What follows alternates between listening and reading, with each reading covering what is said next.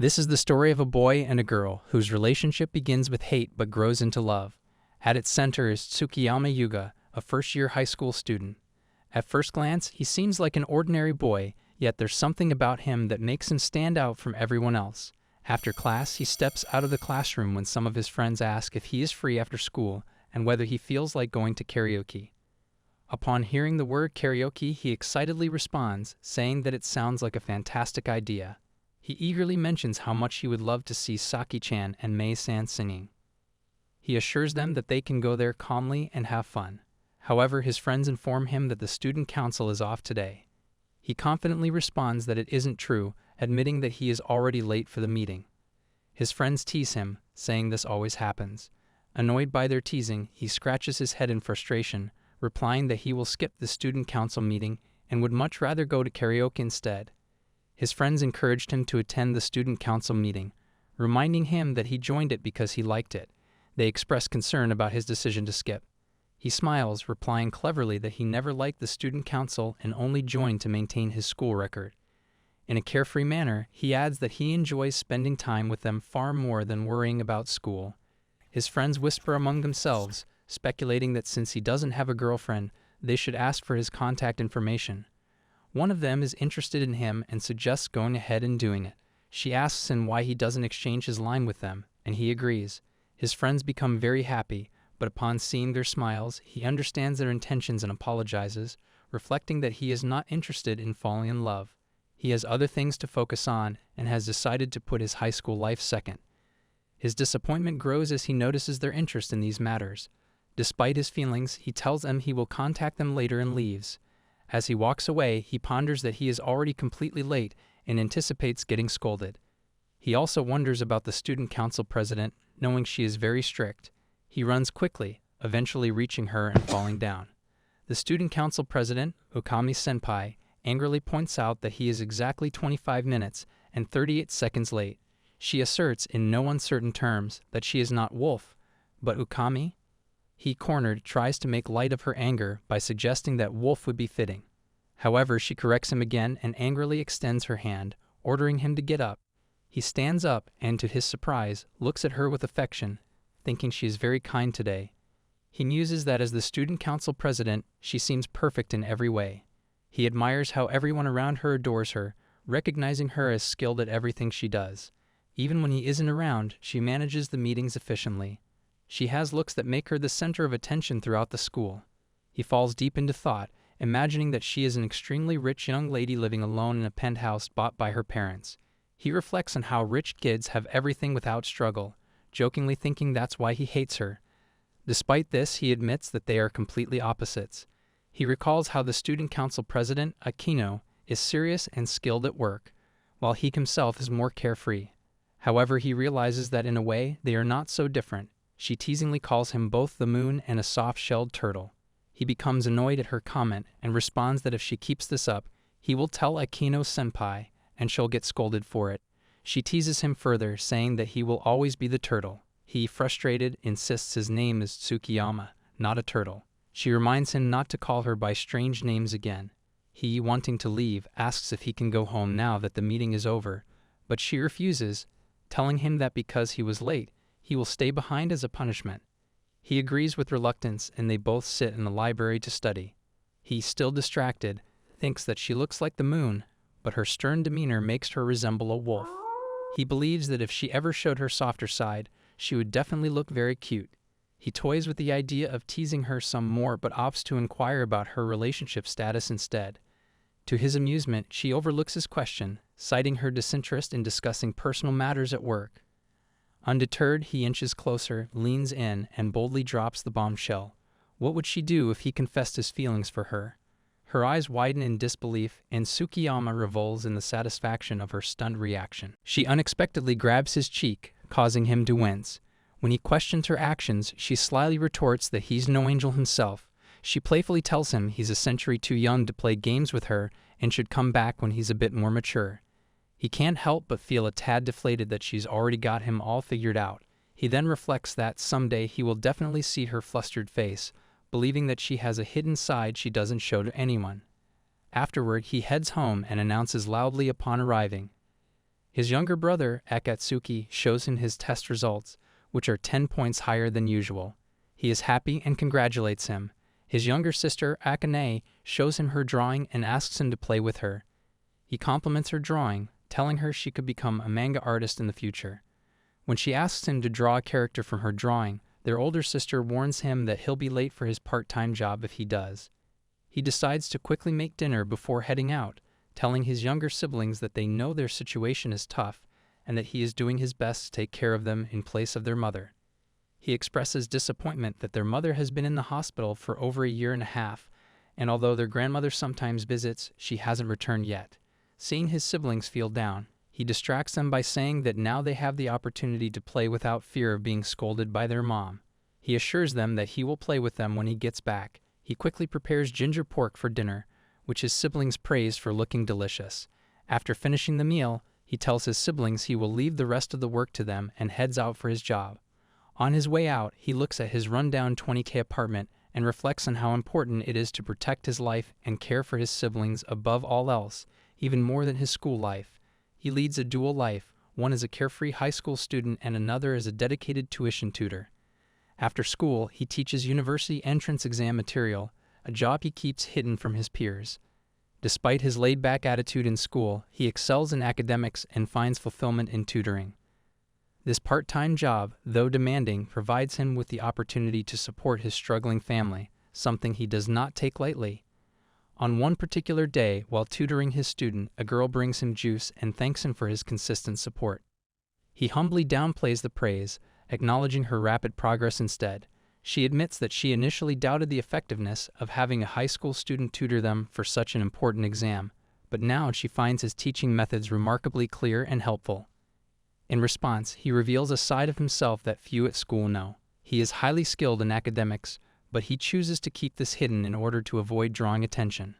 He admits that tutoring, with its decent pay, helps him manage his family's financial difficulties.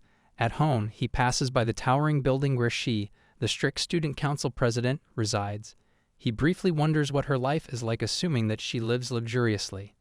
He briefly contemplates buying a gift, but decides against it, realizing that his siblings are alone at home. However, he eventually visits her apartment, curious to see her outside of her student council duties. When she answers the door, he is taken aback by her disheveled appearance, which contrasts sharply with the composed image she projects at school. He introduces himself as a university student working as a tutor, though he feels guilty about the lie, but is relieved when she does not recognize him. Despite her casual appearance, she invites him into her home, where he notices the clutter around the apartment. She apologizes for the mess, but he comments, somewhat bluntly, on the extent of it. While she prepares tea, she unexpectedly slips and falls, injuring herself. Concerned, he helps her up, but she brushes off his worries, albeit with visible frustration. As she continues to struggle in the kitchen, he is perplexed by her lack of organization at home, especially since she is so competent at school. He offers to help her with the chores, but she stubbornly refuses, insisting that she can manage on her own. He, not one to back down, takes the basket of laundry from her and begins helping without hesitation. Surprised by his willingness to assist, she relents and lets him continue, though her initial resistance persists. As they work together to tidy the apartment, she confesses that she feels inadequate at home, despite her success at school. She admits that her perfectionism prevents her from asking for help, leading her to fall behind in her personal responsibilities. He reflects that seeking help is no weakness and that no one is flawless. Sensing her struggle to uphold an image of perfection while avoiding reliance on juniors like him, he notices her eyes welling up. The weight of her self-imposed expectations and fear of being a disappointment begins to overwhelm her. In an effort to console her, he wipes away her tears and offers words of encouragement. He explains that seeing others' imperfections brings him relief, as it shows that even those who appear perfect have their struggles. Touched by his empathy, she looks at him with a mixture of surprise and gratitude. Her emotions are raw as she thanks him for being there for her, admitting that she has never had someone offer her such support. In a vulnerable moment, she asks him to become her tutor, acknowledging that she needs help in balancing her academic and personal life. He, though flustered, agrees to teach her, and they begin a lesson right away. As he teaches, he contemplates the complexity of his own situation. He wonders whether he should reveal his true identity to her and whether his hidden life as a tutor will eventually be exposed. Despite his internal conflict, he remains focused on the lesson, enjoying the rare opportunity to teach someone who genuinely values his guidance. The next day at school, he receives a message from her asking to meet after school in the student council room. He is immediately filled with apprehension, fearing that she has discovered his true identity. He is uncertain about her intentions, wondering if she is upset with him for keeping secrets, or if this is simply another misunderstanding. When they meet, he is struck by the intensity of her expression. She confronts him about the tutor who came to her house the previous day, and he nervously begins to apologize. However, to his shock, she admits that she has fallen in love with him and wants his advice. He is stunned into silence, unable to process the sudden revelation. His mind races as he tries to comprehend what is happening, and he is left standing before her in complete confusion. She confesses once more, seeking his advice on what to do next. He is at a loss, unable to grasp how to handle the situation. He is caught off guard by her seriousness, especially since she has not yet figured out that he is the tutor she has come to admire. As she speaks to him, he becomes increasingly nervous. He worries about the consequences if she eventually learns the truth. The idea of maintaining the lie, especially with her becoming more serious about her feelings, seems overwhelming. The pressure mounts as he imagines her threats to remove him from the student council, which only adds to his unease. Her accusations that he is a playboy and has many girlfriends confuse him further. He had never imagined that she viewed him in such a way. He had thought she might rely on others for support, but after their interactions, he sees that she is becoming more honest with herself. In a burst of frustration, she grabs his collar, demanding to know how she can get closer to the tutor, with all the intensity of someone desperate for answers. He feels the weight of her expectations, but as the situation continues to unfold, he begins to consider the opportunity with a mix of guilt and curiosity. Despite the growing tension, he finds himself enjoying the dynamics of their interactions, especially as he begins to see her vulnerability more clearly. He hesitates before responding. His emotions are in turmoil as he tries to balance the truth with the lie he has built. He tells her that perhaps he is not just a tutor, but also a university student, possibly already involved with someone.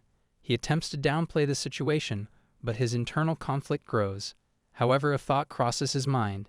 If she is truly in love with him, he can observe her various expressions and emotional reactions. This realization begins to excite him, and he momentarily considers taking advantage of the situation, despite knowing that he is treading dangerous ground. He agrees to provide her with some advice, albeit in a nonchalant manner, offering suggestions on how she might approach the situation. He takes advantage of the moment, subtly touching her hand, an action that catches her off guard. She reacts angrily, frustrated by his sudden, inappropriate behavior.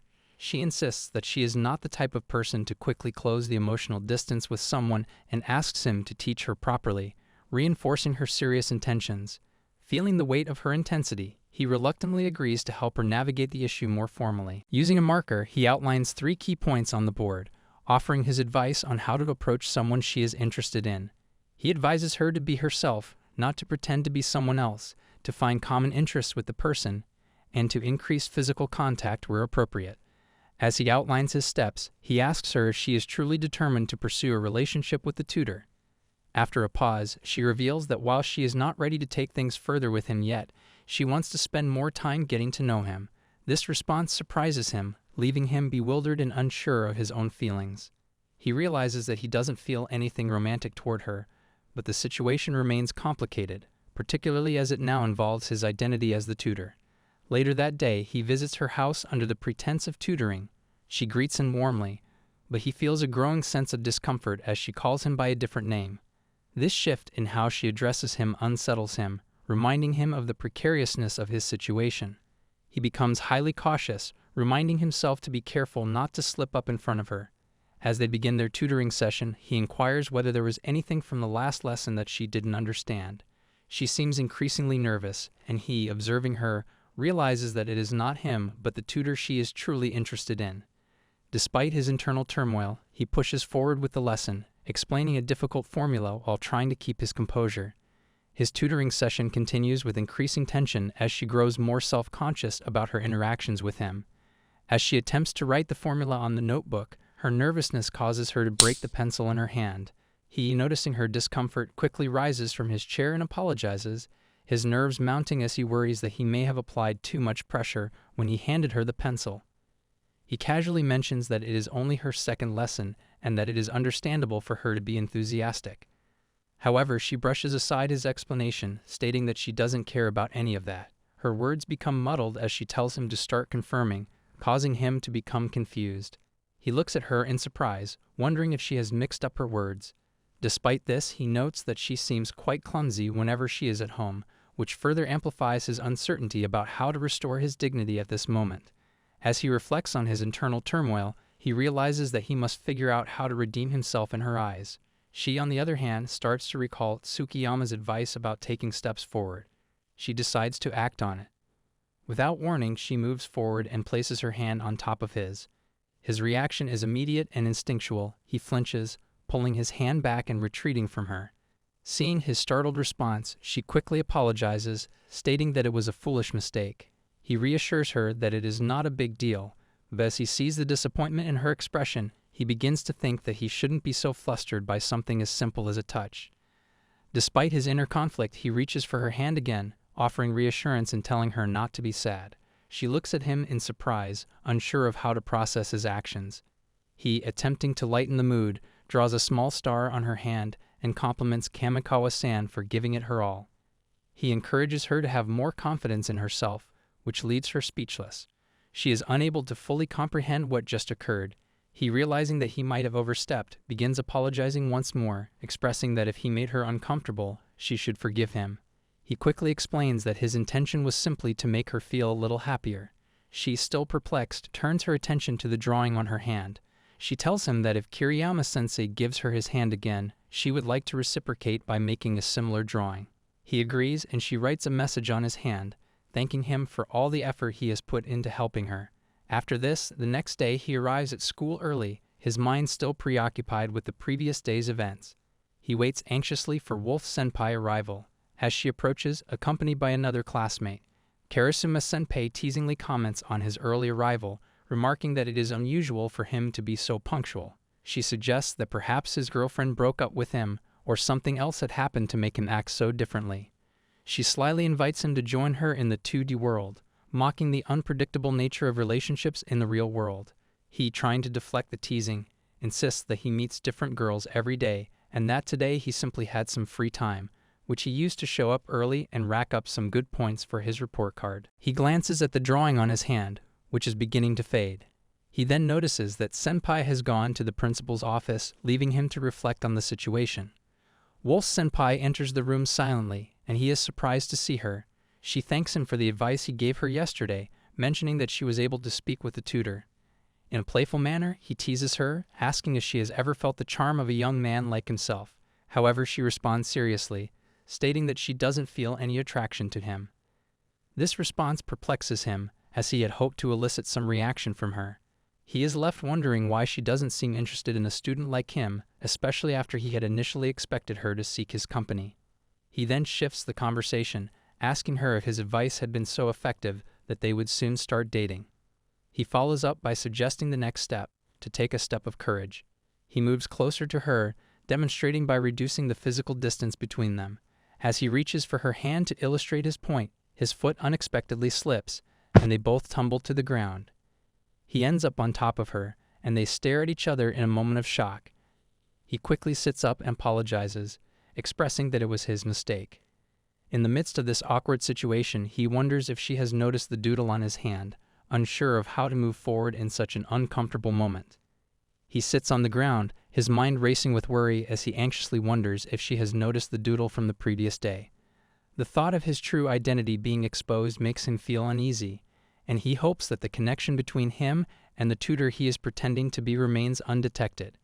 She, noticing his nervous behavior, asks him directly to show the doodle. He, feeling cornered, quickly tries to cover up the situation by claiming that what he wrote was just the class schedule and hides the hand with the doodle behind his back as he stands up. Despite his attempt to avoid showing it, she insists that he reveals what is written on his hand. In a flurry of panic, he decides to reveal the hand with the class schedule, which he had written on his other hand instead. She looks at it for a moment, and after processing, casually remarks that she had thought as much. She then reflects inwardly, telling herself that she has been acting foolish. The idea of her school friend and her tutor being the same person seems impossible to her. After all, their ages and personalities are entirely different. She realizes that it would be absurd to think that her tutor and he could be one and the same. She looks at him, a slight smirk forming on her face, and tells him that he is completely clueless. Tsukiyama, hearing her words, retorts that she is teasing him now. However, she continues with her observations, stating that compared to him, her tutor is much wiser and more stylish. She comments that Kiriyama-sensei just has a different level of charm. He, secretly pleased by the fact that she holds him in such high regard, reflects on her words. He feels a strange sense of pride in her admiration, but reminds himself that, in reality, he doesn't appear that different from the image she has in her mind of her tutor. She goes on to describe how her tutor is very kind, which only deepens his inner conflict as he contemplates his own actions. Feeling the need to prove something, he sits back down and decides to take a more assertive approach. With a sly grin, he begins to suggest to her that he is, in fact, the tutor she has been speaking about. He asserts that he and the tutor are the same person, mocking her for not recognizing it despite their close interactions. He playfully calls her foolish for not figuring it out sooner. As he moves closer to her, he adds that his face is also quite appealing, but it's the face of the tutor that she seems to prefer. His thoughts are conflicted. He enjoys the teasing yet finds himself questioning how far he can take this. She responds by dismissing his claims as nonsense, telling him that he shouldn't come so close to her. He, however, refuses to back down. He insists that she take a good, hard look at his face, claiming that once she does, she will be amazed by what she sees. At his insistence, she leans in closer, scrutinizing his features with intent. However, just as she gets too close, he suddenly pulls back. He is caught off guard by her proximity and feels a rush of unease at how close she is standing. In response, she grows frustrated and demands to know what his problem is, since it was he who encouraged her to examine his face so closely. He, standing there in a state of confusion, is unable to fully understand his reaction. He wonders why he is becoming so affected by her behavior, feeling both flustered and troubled by the situation. She, with a mixture of amusement and sincerity, tells him that Kiriyama-sensei has 100 times more charm than he does. Tsukiyama stands there, feeling a wave of frustration. His mind races with thoughts about her, her beauty overwhelming him. He notices her flawless, radiant skin and delicate, long eyelashes, captivated by her doll-like beauty. Frustrated, he wrestles with his growing attraction amid the complicated situation. In an attempt to steer the conversation, he asks her if she has ever seen her tutor up close, hoping to change the topic. She responds that she has never had the opportunity to be that close to him, mentioning that she only manages to sneak glances at him from a distance. This admission fuels his curiosity, and he moves closer to her, gently holding her arm as he tries to explain his thoughts. Before he can continue, the members of the student council enter the room, interrupting their conversation. They both glance at the newcomers, and a few of them exchange knowing looks. It becomes clear to him that they have misunderstood the situation and are assuming that they are a couple. The teasing begins, and Karasuma suggests that they need to control their affectionate behavior in public, believing that something romantic is unfolding between them. Then they quickly try to defuse the situation, denying any romantic involvement. He explains that they are not dating, simply arguing about something unrelated. However, the Ukami dismisses their explanation, asserting that while it may not be a big deal to them, it is a matter they are all aware of. Karasuma adds that things tend to get more interesting when there's a risk of secrets being exposed, further teasing them. Despite the playful teasing, the president maintains an air of seriousness, urging them to stay calm and composed. He then turns his attention to her, handing her the budget chart she had requested a few days earlier. The president asks her to confirm a few details so that he can finalize and forward it. While the president hands over the chart, she delivers a sharp remark to him, instructing him to be more mindful of his actions to avoid creating any misunderstandings. He, feeling increasingly frustrated and angry, vents about the rumors circulating about him and his supposed relationships with others, none of which involve Kiriyama-san. He is visibly upset, feeling that these rumors are completely unjustifiable. In response, she advises him to show a better attitude toward Kiriyama-san, indicating that this is the only way to avoid further complications. He, still angry, starts walking toward her, his thoughts tangled and uncertain about how to proceed. Meanwhile, Karasuma stands still, contemplating the situation. She senses that something has changed between the two of them, wondering if there is something deeper unfolding. As she reflects on their interactions, she feels like there is now something new for her to look forward to in the 3D world. He, on the other hand, remains irritated, his anger directed at her. Tsukiyama feels exasperated by Wolf Senpei's actions and finds himself unable to shake off his frustration. As he stands there, his attention is diverted when he notices a message on his phone from her. The content of the message makes his anger flare up. She has sent him an email, and later at her house, she informs Kiriyama Sensei that she is treating him to dinner as a gesture of thanks. He stands there, unable to hide his frustration as he realizes that her efforts are directed at him, yet he is unsure of how to react to her unexpected kindness.